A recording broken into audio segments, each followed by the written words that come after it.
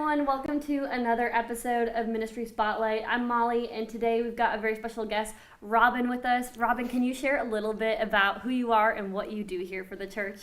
Hello, church. I'm Robin Balzon. I'm the director of Acorns to Oaks Preschool held here at Austin Oaks Church. I have been here for a little over 5 years. I love it. I can't even believe that I'm the director of this place. I got to come here as a little teacher in a 3-year-old classroom when my daughter was still at home, and I just love it. We have a huge opportunity to love on families in this community.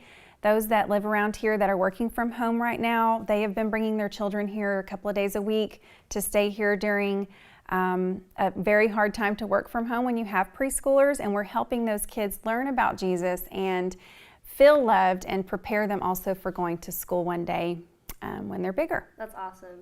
And just for people who don't have kids that are a part of this preschool or aren't teachers here, can you just tell people a little bit about what does it look like a normal day in the life of working here at the preschool? What do you guys do, and what's kind of just a regular old day like? Well, we do keep a pretty structured routine. We follow a lot of guidelines from other preschools. We welcome our families right now during the COVID season. We welcome them from outside. We all wear masks and that sort of thing, and we're following all the guidelines to stay safe.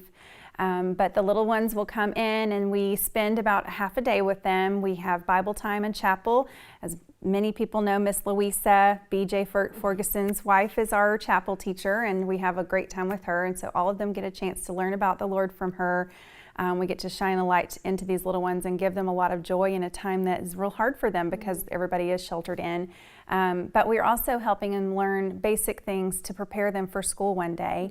And then we have had the opportunity to minister to the families that have come here, which has been amazing. I've personally been able to see little ones walk out the door that do not go to church. A lot of our families don't go to church, and some do, which is wonderful, but this season also has been real hard for people that even did go to church. So those families have had little ones walking out the door singing Jesus Loves Me, and moms have come to me asking for prayer, and we have had so many opportunities to love on these families in different unique ways, and it's been amazing. We've also had single moms that have worked for our program be gifted through, I think it was the Dollar Club has blessed some of our single mothers through that, and we have seen their faith grow tremendously in the time that they've worked here.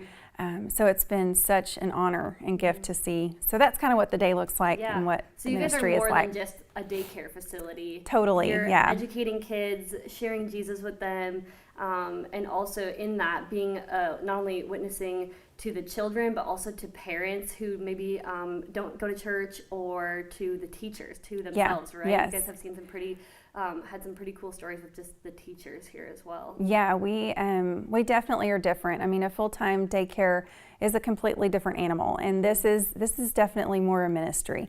It looks like a business. People pay tuition, they come and they pay for a spot to have their children here, but we care for them in a whole other way. We are only half day. We're open from 8:30 to 1:30, and so these children are just here for a lot of their awake hours because the age they're at, they still are taking naps. One of the things that I've been encouraged with over the years that makes me feel comfortable and excited about our preschool and being a part of a Christian preschool in a ministry mindset is that we are a part of developing their minds at a place where once they're 5, that part of their brain closes down. And so we get to really share with them truth in a time that they may not have ever heard it before, and pray with them and show what talking to a great big God that loves them is like. And so that has been really exciting, and it has helped grow the faith of those that work here too. That's very cool. special. I'm sure so cool to see too, that impact. And for people who are watching this but don't have preschoolers or don't work here, what would be some ways that they could help out with the preschool or get involved? Oh my goodness. We need subs.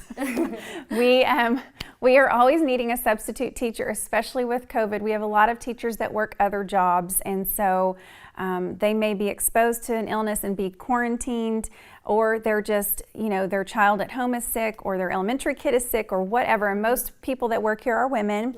They're mostly moms that are, working weird random jobs to make ends meet or to just be able to bless their family with extra activities. But We need people to fill the hole when those people are gone. And we want people that love children, love the Lord, and want to have a good time. And it's really a great match for, especially for a lot of moms that are at home with little ones. They can usually bring their little ones here if we have space. So it's a good match for a lot of people in that kind of bracket, but it's also very hard to find a sub. Yeah. So we do need subs. If you're ever interested, you can apply for that. And then we are always in need, especially right now because there's a shortage in cleaning supplies. We need hand sanitizer, Clorox wipes, donations such as that. We also have to purchase gloves and redo gloves a lot. And we do love any time that anybody wants to partner with us and make a monetary donation, because we have been able to bless.